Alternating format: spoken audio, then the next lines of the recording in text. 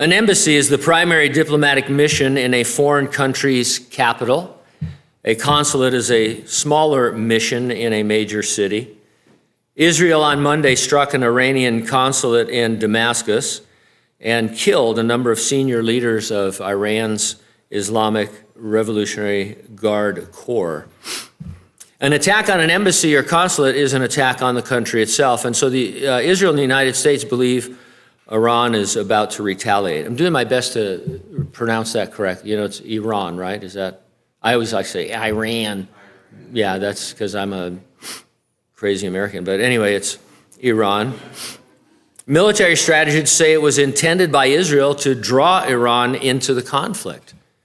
That scenario would probably draw the U.S. in as well. And so it would be beneficial in some ways for Israel to, get things going in a much stronger way.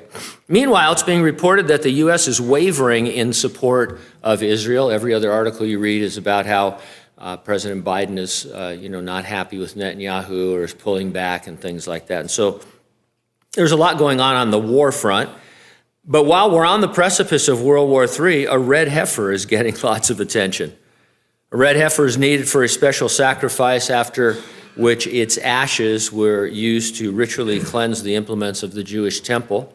Finding a red heifer that meets certain strict biblical standards, very rare.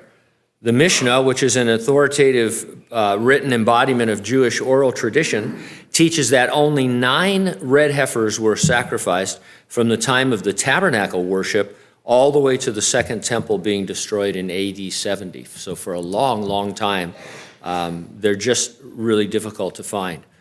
There's a Jewish scholar, Maimonides. He believed in about the 12th century that the 10th red heifer, which would be the next one, he believed it would be only found and sacrificed when the Messiah was ready to appear. So there's a lot of hype around this being the 10th red heifer and whether or not that was a prophecy or just something he said. This brief background helps you understand why a spokesman for Hamas cited the red heifers as a major motivation for their attack upon Israel. So we talked about this a little bit before, and you might be thinking, yeah, Gene, with all of these warfare scenarios and everything escalating, why are we talking about this heifer? Well, it's because it helped trigger the attack, the initial attack. We don't put much stock in it, but if you're Hamas, if you're anti-Israel over in that region, when Israel says, hey, we have the red heifer now, what they're saying is, we plan on taking over the Temple Mount and rebuilding our temple.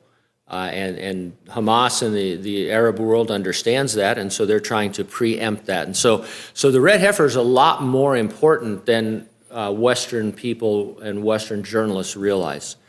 Now the Jews have believed that they have found the Kohen who qualifies to lead the red heifer ceremony. Kohen is the Hebrew word for priest. It is specifically used in reference to the descendants of Aaron. The Temple Institute released a photograph on Twitter.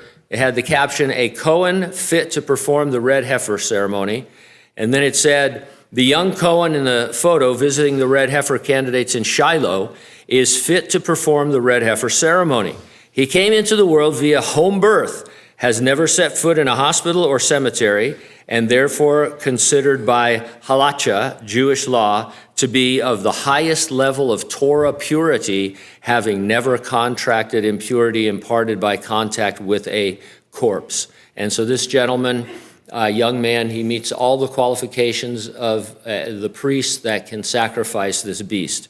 Now, these events in and involving Israel, they are exactly what you'd expect from reading the Bible's unfulfilled prophecies.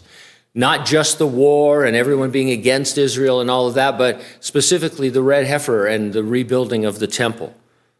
End times events are going to progress according to God's plan. The 7-year time of great tribulation is going to break out on the earth at some point. You can read about it in chapter 6 through 19 of the Revelation. What you won't read about there or anywhere else in the tribulation is the church. We are significantly absent as God's wrath is poured out upon those who dwell upon the earth. Jesus promised his church, "I will keep you from the hour of trial which shall come upon the whole world to test those who dwell on the earth." He does that. He keeps us entirely out of it by raising deceased church-age saints and then rapturing we who are alive and remain. That return is imminent. The Bible presents it as an any moment event. Nothing has to happen before the Lord can return. Sometimes people will say, well, in Matthew 24, he said that the gospel had to go out into the whole world and then he would return. But that's not true. That has to do with the tribulation. During the tribulation, the gospel will go throughout the whole world, and then Jesus will come back in his second coming. But that does not affect the church in any way. That doesn't have to happen before he comes to rapture the church. And so we need to be ready for the rapture. Are you? Are you ready for it? If not, get ready and stay ready and keep looking up, because ready or not, Jesus is coming.